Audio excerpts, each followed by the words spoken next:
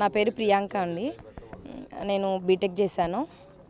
ఇప్పుడు నేను చింతగుర్తి గ్రామ పంచాయతీ తరపున సర్పంచ్ అభ్యర్థిగా పోటీ చేస్తున్నాను. కాంగ్రెస్ పార్టీ తరపున పోటీ చేస్తున్నాను. మా గ్రామాన్ని మరింత అభివృద్ధి చేయడానికి నా వంతు కృషి నేను చేస్తాను.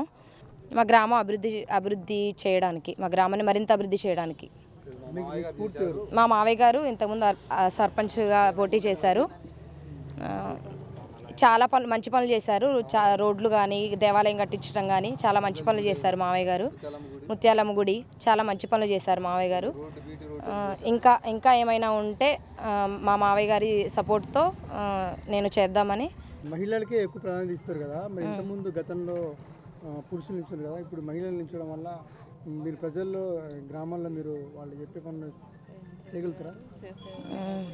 మా వంతు మేము చేయడానికి ట్రై చేస్తాం, ఖచ్చితంగా చేస్తాం మా వంతు మేము.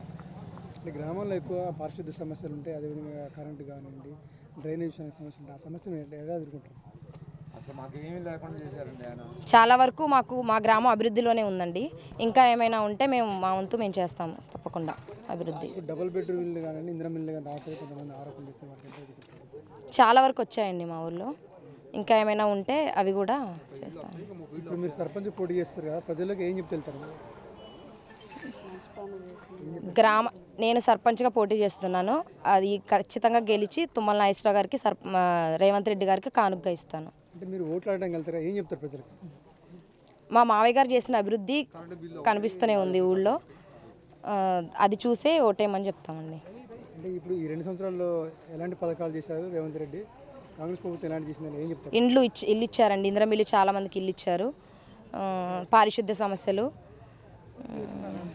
కరెంటు, ఫ్రీ కరెంట్ అండి, ఉచిత బస్సు, చాలా వరకు చేశారండి. 6 గ్యారెంటీల్లో ఒకటే బస్సు ఇచ్చారు, మిగతా ఇవ్వలేదని చెప్పి ఆరోపణ వస్తుంది. ఏంటండి? 6 గ్యారెంటీల్లో ఒకటి బస్సే ఒకటి ఇచ్చారు, మిగతా ఇవ్వలేదని చెప్తారు.